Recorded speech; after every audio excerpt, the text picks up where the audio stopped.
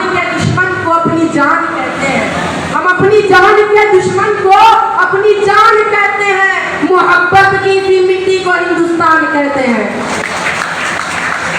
इस तरह हमने अल्लाह से मोहब्बत की, रसूल से मोहब्बत की, सहाबा से मोहब्बत की, असलाफ से मोहब्बत की, उसी तरह चाहिए कि हम अपने मुल्क हिंदुस्तान से मोहब्बत करें। और क्यों ना करें? हमारे आका अलैहिस्सलाम को जब मक्का से निकाला गया तो आपने फरमाया, अरे मक्का, तू मुझे किस कदर महबूब है कि अगर मेरी कौम के लोग मुझे ना निकालती, मुझे शहर बदर ना करती तो मुझे तुझे छोड़ करके कभी ना जाता। मेरे भाइयों, वतन से मोहब्बत हमारे मुजाहिदों ने की, अंग्रेजों के खिलाफ जंगें लड़ी, कई कई तहरीकें चलाई, कई बार जेल गए, किसी को फांसी पर लटकाया गया, किसी को काले पानी की सजा सुनाई गई। महात्मा गांधी, पंडित जवाहरलाल नेहरू, डॉक्टर भीमराव अम्बेडकर, भगत सिंह, जयप्रकाश नारायण, लाल बहादुर शास्त्री, इसी तरह टीपू सुल्तान, सरोजिनी नायडू, शहरयारा के वीर कुंवर सिंह, इन तमाम मुजाहिदों ने वतन की खातिर अपनी जान को कुर्बानी कर दिया। लेकिन आज वतन का गद्दार इस मुल्क को नफरत की नजर से देखता है। किसी ने इनकलाब जिंदाबाद का नारा लगाया, किसी ने जय हिंद का नारा लगाया, किसी ने कहा तुम मुझे खुद दो, मैं तुम्हें आजादी दूंगा।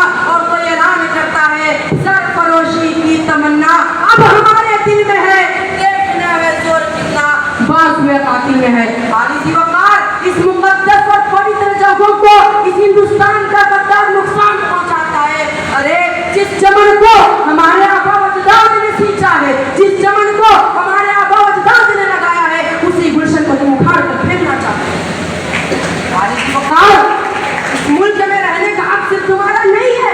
यह जमहूरी मुल्क है, यहाँ हिंदू, मुस्लिम, सिख, ईसाई, जैन, पारसी सबको रहने का हक है, अधिकार है। लेकिन आज लोग कहते हैं कि हिंदुस्तान की आजादी में मुसलमानों ने हिस्सा नहीं लिया।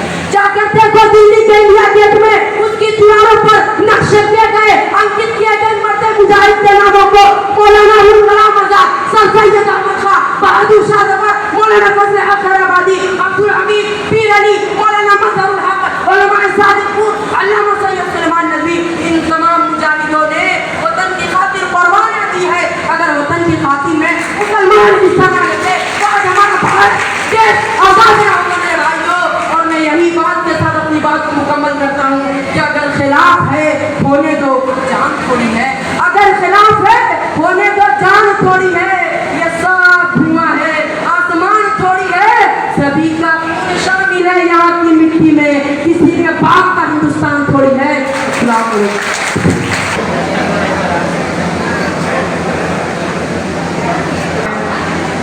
बहुत खूबसूरत अंदाज में हिंदुस्तान की तारीफ और हिंदुस्तान की रवायत, हिंदुस्तान की तहजीब, हिंदुस्तान की तमद्दुन,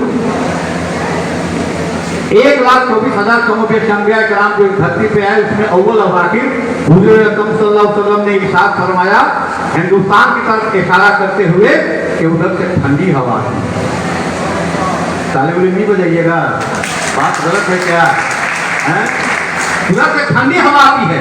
नवासे रसूल हज़रत इमाम हुसैन अलैहिस्सलाम ने यजीद से कहा कि मुझे हिंद की तरफ जाने दो। जिस हिंदुस्तान का नाम मेरे इमाम ने लिया, जिस हिंदुस्तान का नाम मेरे रसूल ने लिया, कोई माई का लाल हिंदुस्तान का बाल माता नहीं कर सकता। एक हिंदुस्तान के बारे में एक बात और बताएंगे तो एक व्यक्ति भी बिना ताली के नहीं रहेंगे, तालियों से तारीफ करेंगे, समर्थन करेंगे। क्या? काबा शरीफ का दरवाजा हिंदुस्तान की तरफ खुलता है।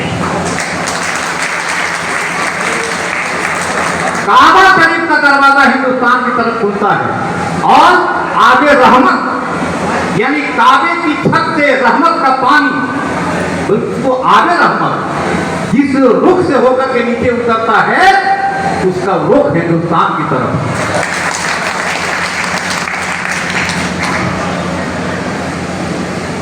जाहिरी तौर पे पैगंबर अव्वल हजरत आदम अलैहिस्सलाम, बातनी तौर से तो अव्वल भी आखिर भी सरकार है। ठीक है, ये कितनी बारीक बात है और ये शंकर बोल रहा है। आपको देखता हूँ ताली बजा देनी चाहिए बिना सुन करे।